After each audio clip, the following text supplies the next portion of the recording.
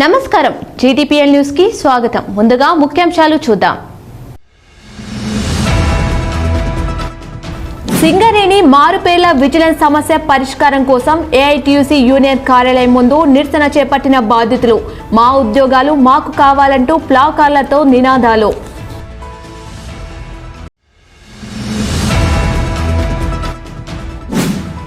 RG one GM కార్యాలయంలోని conference హాల్లో కాళోజీ నారాయణరావు జయంతి వేడుకలు.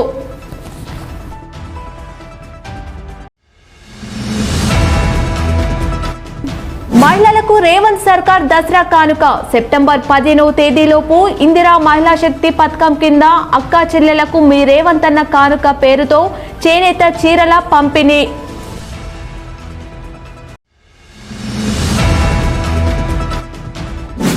Micro brewery Beerla తయారీల నోటిఫికేషన్ రద్దు చేయాలి. వామపక్ష యువజన సంఘాల డిమాండ్.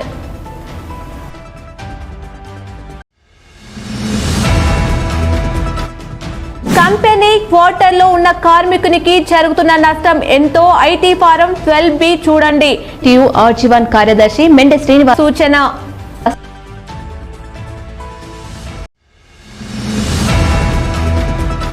సింగరేణి మారుపేర్ల విజిలెన్స్ సమస్య పరిష్కారం కోసం మంగళవారం బాధితులు ఏఐటీయూసీ యూనియన్ కార్యాలయం ముందు నిరసన చేపట్టారు.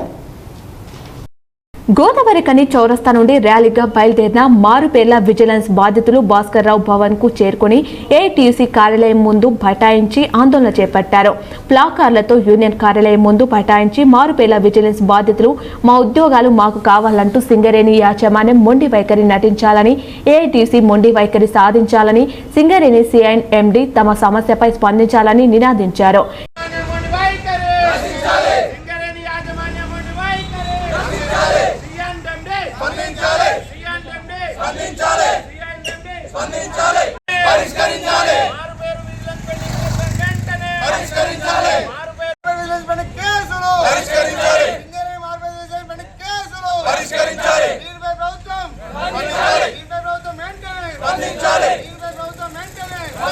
ఈ సందర్భంగా మారుపేర్ల విజిలెన్స్ బాధితులు మాట్లాడుతూ గత 9 సంవత్సరాలుగా మారుపేర్ల విజిలెన్స్ సమస్య కారణంగా తాము ఉద్యోగులకు దూరమై రోడ్డున పడ్డామని, ఏఐటీయూసీ గుర్తింపు సంఘంగా గెలిచిన తర్వాత స్ట్రక్చర్ మీటింగ్ లో తమ సమస్యపై మాట్లాడడం జరిగిందని తెలపడం జరిగిందని, కానీ ఇప్పటి వరకు తమ సమస్య పరిష్కారం కావడం లేదని ఆవేదన వ్యక్తం చేశారు. ఈ విషయంగా ఐఎన్టీయూసీ జనక్ ప్రసాద్ ను అడిగితే గుర్తింపు సంఘం ఏఐటీయూసీ సీతారామయ్య రాకపోవడం మూలంగానే సమస్య పరిష్కారం కావడం లేదని తెలపడం జరిగిందని, సీతారామయ్య దీనిపై సమాధానం చెప్పాలని డిమాండ్ చేశారు. గుర్తింపు సంఘంగా ఉన్నటువంటి ఏఐటీయూసీ వారిని విన్నవించుకుంటున్నాం. అయ్యా సీతారామయ్య సార్, మీరు గతంలో స్ట్రక్చర్ మీటింగ్లో మా మారుపేరు విజిలెన్స్ పెండింగ్ వారసులు ఎవరైతే ఉన్నారో వాళ్ళకు ఉద్యోగాలు ఇప్పిస్తా అని ఒప్పందాలు చేసుకున్నామని చెప్తున్నారు. ఎన్నిసార్లు మీరు స్ట్రక్చర్ మీటింగ్లో పాల్గొన్నప్పటికీ కూడా ఎన్నిక కాబడిన మీరు మా మారుపేరు విజిలెన్స్ పెండింగ్ బాధితులకు ఉద్యోగాలు ఎందుకు ఇప్పించలేకపోతున్నారని ఏఐటీయూసీ ఆఫీస్ ముందు నిరసన వ్యక్తం చేయడానికి వచ్చాం. మరి మొన్నటికి మొన్న సింగరేణి సిఎండి గారు జీఎం ఈటీ వాళ్లకు 43 మందికి ఏకకాలంలో వన్ టైం సెటిల్మెంట్ కింద ఉద్యోగాలు ఇప్పించారు. దానిలో గుర్తింపు సంఘం పాత్ర ఉన్నది. మరి అలాగే అంతకుముందు ఆర్ఎల్సీలో ఒప్పందం చేసుకున్నారు గుర్తింపు సంఘాలు, మిగతా సంఘాలన్నీ. ముఖ్యమంత్రి రేవంత్ రెడ్డి గారు కూడా మారుపేర్ల సమస్యను వెంటనే పరిష్కరిస్తారని గతంలో ఎలక్షన్ల ముందు హామీ ఇచ్చారు. అయినప్పటికీ గుర్తింపు సంఘం పట్టించుకుంటలేదు, ప్రభుత్వం పట్టించుకుంటలేదు. ఆన్ రోల్ ఉద్యోగస్తులు చాలామంది మారుపేరు సమస్యలతో బాధపడుతున్నారు. అయినా కూడా గుర్తింపు సంఘం దానిపై ఎలాంటి స్పందన లేనట్టుగా, అలాగే స్ట్రక్చర్ మీటింగ్లో ప్రతిసారి ఈసారి అవుతుంది అని చెప్పి దాటవేస్తున్నారు తప్ప మరి ఇంకో 2 సంవత్సరాలు అయితే వీళ్ళ కాల పరిమితి ముగుస్తుంది గుర్తింపు సంఘంగా. మరి 2 సంవత్సరాల వరకు ఇట్లనే కాలం గడుపుకుంటూ పోతారా అని చెప్పి ఈరోజు ఏఐటీయూసీ ముందు మేము నిరసన వ్యక్తం చేస్తున్నాం. ఖచ్చితంగా సీతారామయ్య సారు ఈ యొక్క స్ట్రక్చర్ మీటింగ్ 12వ తారీఖు జరగబోయే స్ట్రక్చర్ మీటింగ్లో మాపై ఖచ్చితంగా సర్క్యులర్ తీసుకురావాలి. మరి 43 మంది జేఎంఈటీలు ఏమో ఉద్యోగం చేయలేక పక్కకు పోతే వాళ్ళని పిలిచి ఉద్యోగాలు ఇస్తారు. మేము నిజమైన వారసులం, మేము మా తండ్రులకే పుట్టామని DNA టెస్టులకు కూడా సిద్ధమని చెప్పి సింగరేణిలో ఈరోజు ఎన్నో సంవత్సరాల నుంచి మారుపేరు విజిలెన్స్ పెండింగ్ కేసుల సమస్యలతోటి 11 రీజియన్ల నుంచి మేము ఈరోజు ఇబ్బంది పడుతున్నాము. అనేక సార్లు ప్రతి ఒక్కరికి కూడా మేము మెమరాండంలు అనేది ఎమ్మెల్యేలకు కానీ ఎంపీలకు కానీ ప్రభుత్వానికి మేము ఎన్నోసార్లు కూడా మా బాధను తెలియజేసుకున్నాము. అదేవిధంగా ఈరోజు కార్మికులకు సంబంధించిన ఏఐటీసీ గుర్తింపు సంఘంగా గెలిచినందుకు ఎన్నోసార్లు కూడా సీతారామయ్య గారికి అయ్యా మా బాధ ఇది అని చెప్పేసి మేము ఎన్నోసార్లు చెప్పుకున్నా కూడా మీ సమస్యను మేమే స్ట్రక్చర్ మీటింగ్లో పెట్టినాం, ఇప్పటిదాకా కూడా ఎవరు పెట్టలేదని చెప్పేసి చెప్పినారు. దాన్ని మేము గౌరవిస్తున్నాము. కానీ గౌరవించినా కూడా ఈరోజు వాళ్ళ సమయం వచ్చేసి సంవత్సరంన్నర దగ్గరికి వస్తుంటే ఇంకా వాళ్ళ కాల పరిమితి అనేది ఒక 6 నెలలు మాత్రమే 8 నెలలు మాత్రమే ఉంటే ఇంకా వీళ్ళు మాకు సమస్య పరిష్కరించేది ఎప్పుడు అని మేము వాళ్ళని అడుగుతున్నాము ఖచ్చితంగా. అందుకు స్పందించిన ఏఐటీయూసీ అధ్యక్షుడు వాసిరెడ్డి సీతారామయ్య మాట్లాడుతూ గత 9 సంవత్సరాలుగా మారుపేల విజిలెన్స్ బాధితుల సమస్య పరిష్కారం కాకుండా ఉందని, ఏఐటీయూసీ గుర్తింపు సంఘంగా వచ్చిన తర్వాతనే ఈ సమస్య పరిష్కారం దిశగా ఫైల్ కదలడం జరిగిందన్నారు. తాము స్ట్రక్చర్ మీటింగ్ లో మారుపేల సమస్యపై సింగరేణి యాజమాన్యంతో మాట్లాడడం మూలంగానే సింగరేణి యాజమాన్యం ఒప్పుకొని లీగల్ సమస్య ఉన్న కారణంగా అడ్వకేట్ జనరల్ కు రాయడం జరిగిందని తెలిపారు.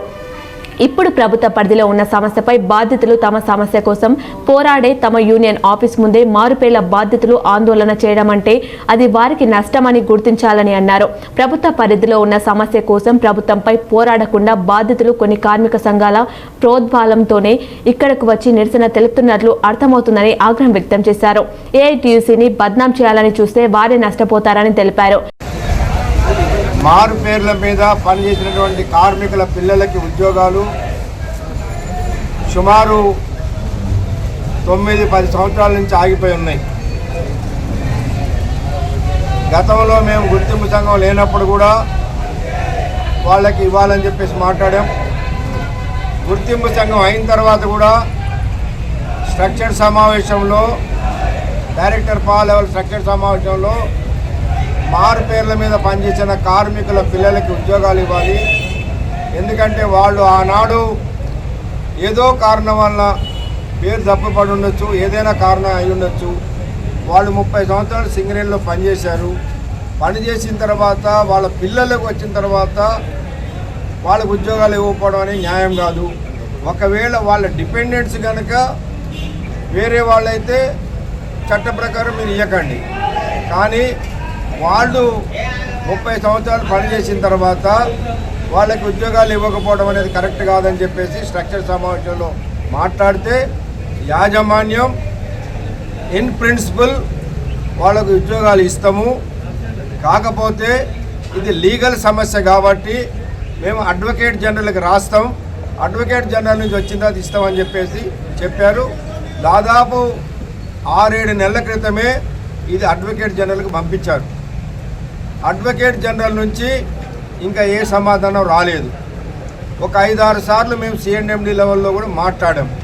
వాళ్ళు ఏమంటారంటే మేము కంపెనీ ఇవ్వకపోతే మా తప్పు, మేము గవర్నమెంట్ లీగల్ డిపార్ట్మెంట్కి రాశాం, ఆ లీగల్ డిపార్ట్మెంట్ నుంచి తెప్పించుకోవాల్సిన బాధ్యత మాది కాదు, మీరు ఏమైనా ప్రయత్నాలు చేసుకోండి అని అన్నారు. కానీ అడ్వకేట్ జనరల్ని కార్మిక సంఘాలుగా మనం డిమాండ్ చేయలేము. అడ్వకేట్ జనరల్ అనేవాళ్ళు రాష్ట్ర ప్రభుత్వం అండర్లో పనిచేస్తారు కాబట్టి రాష్ట్ర ప్రభుత్వం నుంచి కనుక ఇచ్చేస్తే అయ్యే అవకాశం ఉంటుంది. ఎందుకంటే గతంలో కేసీఆర్ గారు ముఖ్యమంత్రిగా ఉన్నప్పుడు మారు పేరు వాళ్ళందరికీ కూడా ఉద్యోగాలు ఇవ్వాలని ఆయన బహిరంగ సభలో చెప్పిండు. సరే ఆనాడు కాలేదు. తర్వాత ఎన్నికల సందర్భంలో ఇప్పుడున్న ముఖ్యమంత్రి గారు కూడా సింగరేణిలో మారు పేర్ల మీద పనిచేసే కార్మికుల పిల్లలకు ఉద్యోగాలు ఇవ్వాలని చెప్పిండు. కాబట్టి ఆ స్థాయిలో ఉన్నటువంటి విషయాన్ని ఇవాళ ఏఐటీసీ గుర్తింపు సంఘం ఉంది కాబట్టి వీళ్ళు ఇచ్చేయటం లేదని చెప్పేసి మా యూనియన్ ఆఫీస్ దగ్గరకు వచ్చి ఈ విధంగా ధర్నా చేయటం అంటే కొన్ని కార్మిక సంఘాలు కొంతమంది మా వ్యతిరేకులు రెచ్చగొట్టి ఈ విధంగా చేపిస్తూ ఉన్నారు. ఇది వాళ్ళకే నష్టం తప్ప ఇది మంచిది కాదు. అనంతరం మారుపేల విజిలెన్స్ బాధితులు ఏఐటీయూసీ అధ్యక్షులు సీతారామయ్యతో కూర్చొని మాట్లాడారు. మారుపేల విజిలెన్స్ బాధితులకు ఉద్యోగాలు ఇవ్వాలని గుర్తింపు సంఘంగా తాము పోరాటం చేస్తుంటే మీరు ఏఐటీయూసీ ఆఫీస్ ముందు ఆందోళన చేయడం పద్ధతి కాదని వారితో అన్నారు. సమస్య పరిష్కారం కోసం తాము కృషి చేస్తున్నామని, అందులో న్యాయపరమైన చిక్కులు ఉండడం మూలంగానే అడ్వకేట్ జనరల్ చేతిలోకి వెళ్లిందని, అడ్వకేట్ జనరల్ ప్రభుత్వం ఆధీనంలో ఉంటారని, ప్రభుత్వం తలుచుకుంటే పని అయిపోతుందని తెలిపారు. మీ సమస్య పరిష్కారం కోసం తాము ఎక్కడికైనా ఎవరితోనైనా కలిసి రావడానికి సిద్ధమని తేల్చి చెప్పారు. ఆర్జీవన్ జీఎం కార్యాలయంలోని కాన్ఫరెన్స్ హాల్లో మంగళవారం కాళోజీ నారాయణరావు జయంతి వేడుకలను ఘనంగా నిర్వహించారు.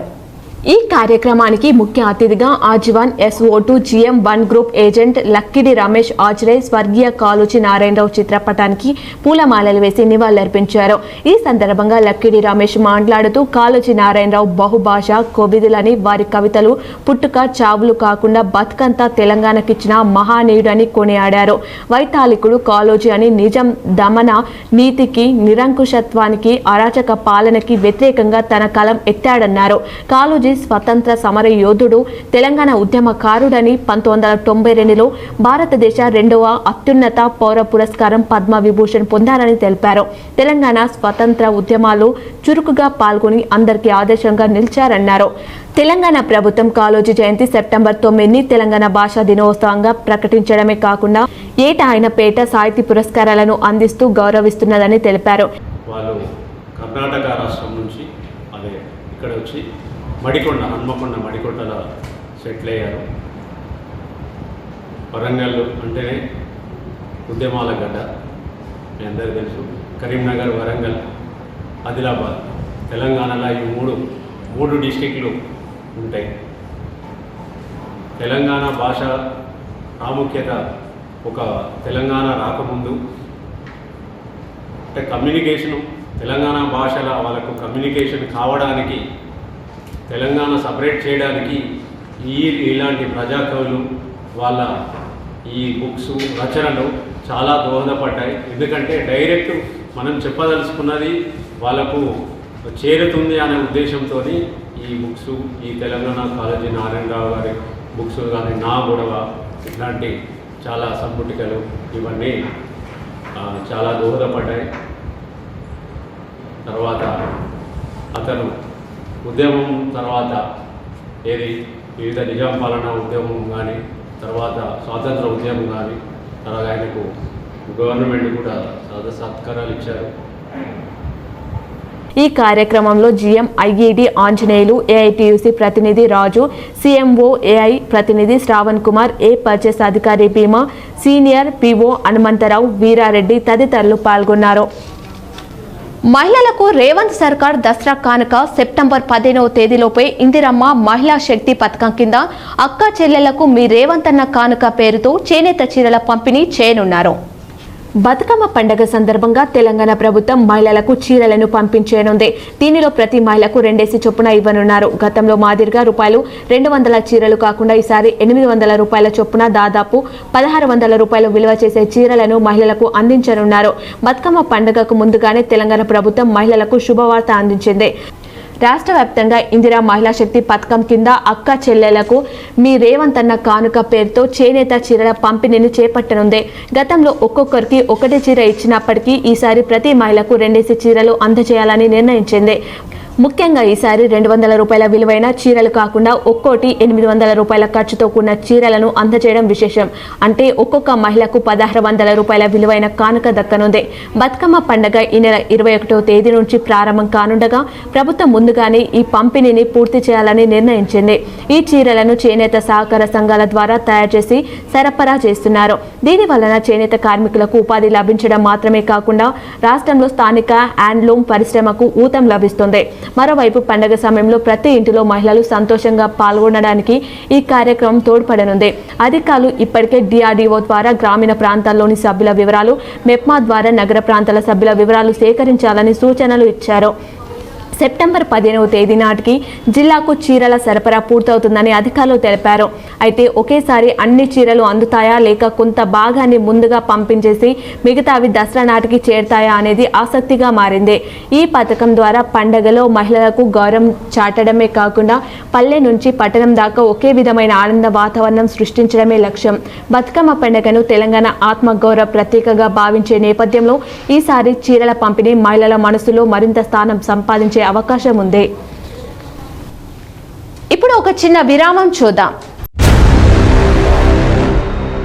Ashok hospital Godavarikhani, doctor Ashok MBBS DNB general surgery, general laser and laparoscopy surgeon, ex surgeon Singareni hospital Godavarikhani సారథ్యంలో ప్రారంభించబడింది.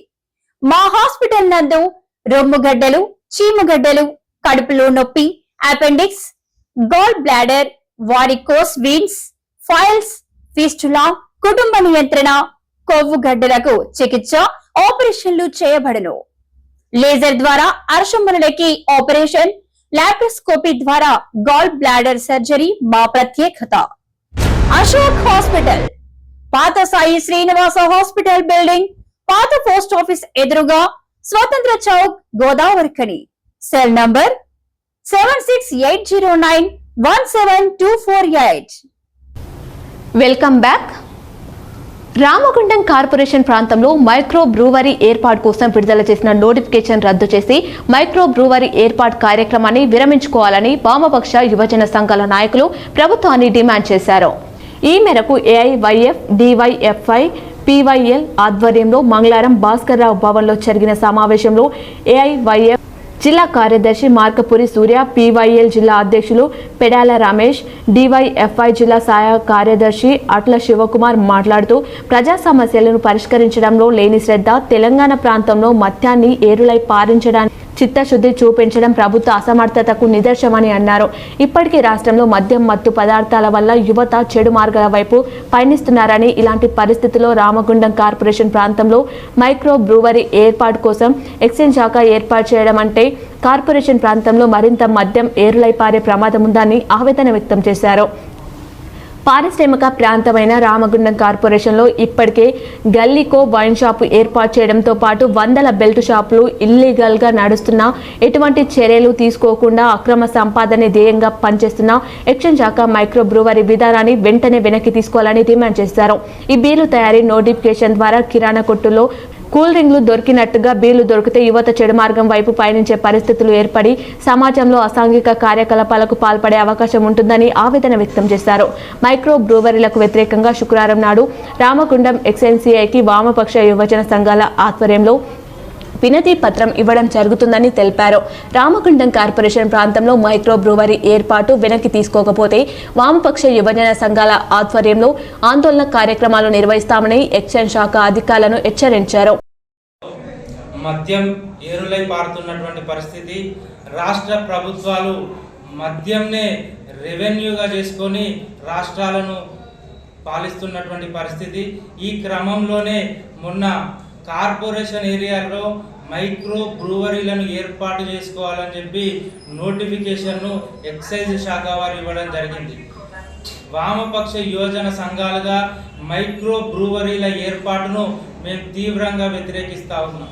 ఇప్పటికే ప్రతి గల్లీల్లో వైన్ షాపులతో పాటు అనధికారికంగా వందలాది బెల్ట్ షాపులున్నా ఎటువంటి చర్యలు తీసుకున్నటువంటి ఎక్సైజ్ శాఖ ఇప్పుడు కొత్తగా మైక్రో బ్రూవరీల ఏర్పాటు అంటే బీర్ల తయారీకి సంబంధించినటువంటి అనుమతులు ఇచ్చినట్లయితే యువత పెద్ద ఎత్తున మద్యానికి బానిసలై సమాజం పట్ల పెడుద్రోవ ప్రవర్తించేటటువంటి పరిస్థితి ఉంటుంది. కాబట్టి మైక్రో బ్రూవరీల ఏర్పాటును తక్షణమే విరమించుకోవాలని మేము వామపక్ష యువజన సంఘాలుగా రాష్ట్ర ప్రభుత్వాన్ని డిమాండ్ చేస్తూ ఉన్నాం.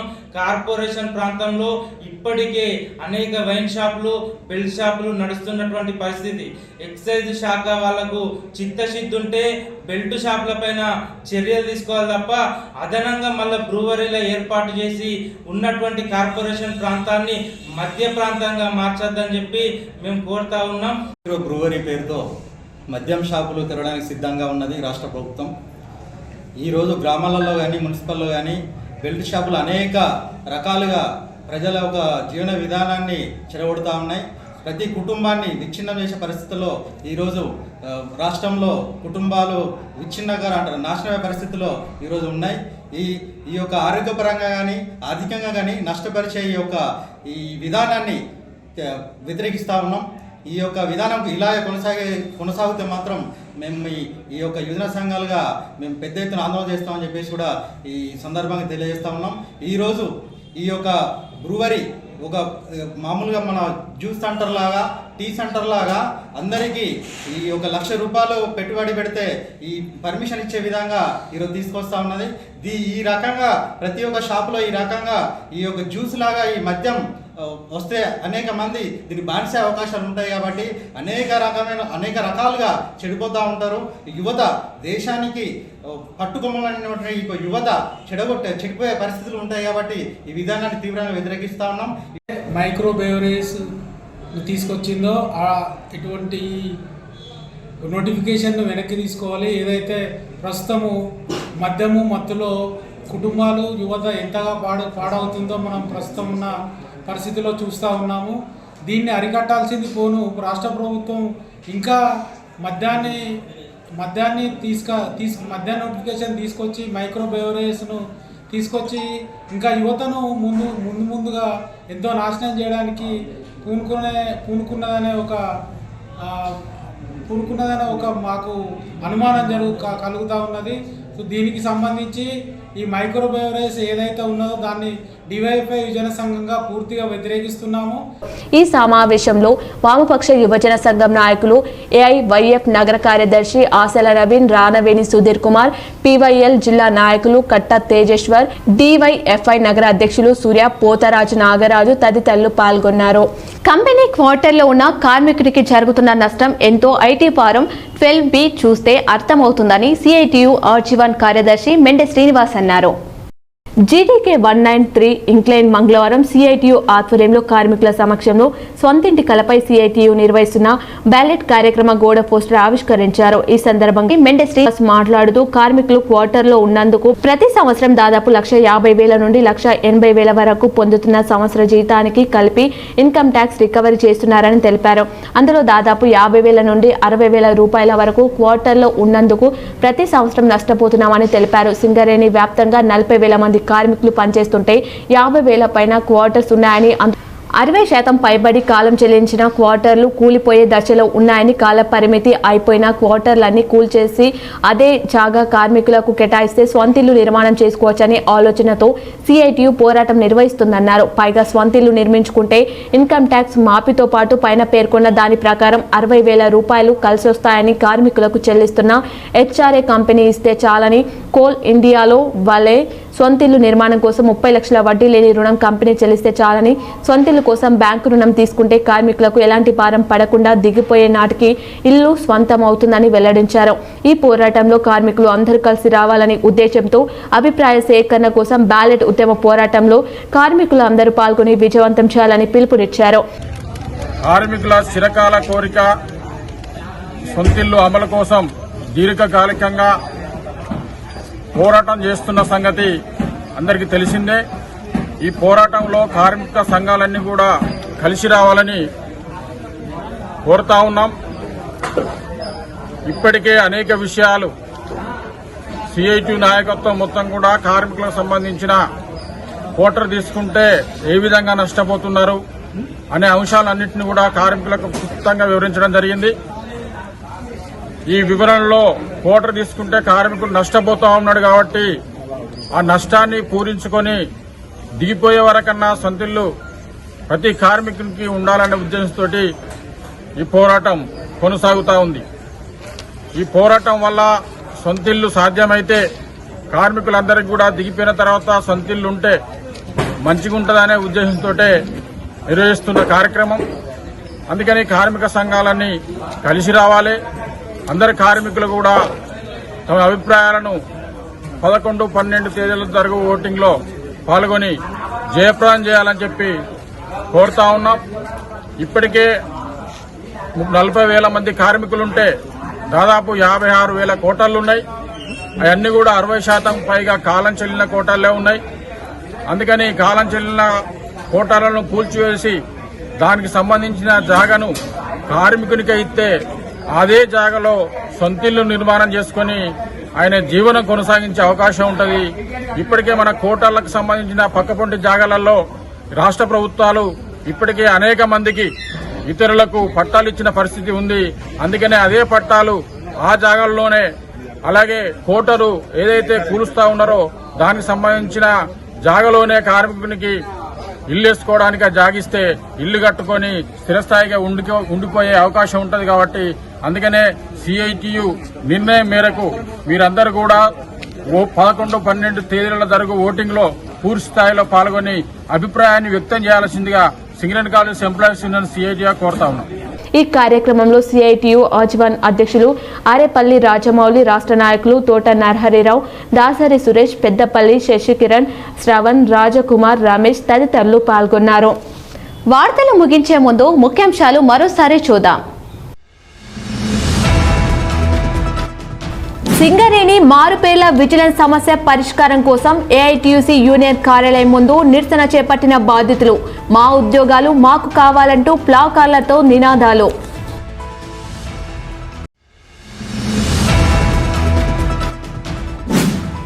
ఆజీవన్ జీఎం కార్యాలయంలోని కాన్ఫరెన్స్ హాల్లో కాళోజీ నారాయణరావు జయంతి వేడుకలు.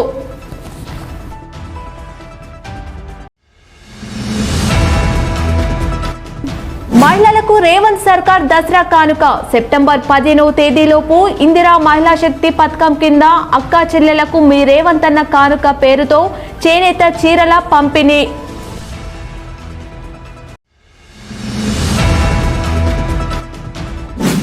మైక్రో బ్రూవరీ బీర్ల తయారీల నోటిఫికేషన్ రద్దు చేయాలి. వామపక్ష యువజన సంఘాల డిమాండ్.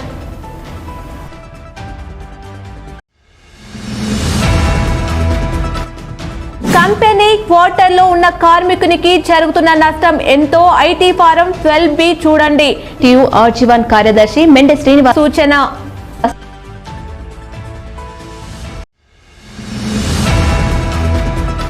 ఈ వార్తలు ఇంతటితో సమాప్తం. తిరిగి ప్రసారమయ్యే వార్తలు మళ్ళీ కలుద్దాం. చూస్తూనే ఉండండి మీ GTPL.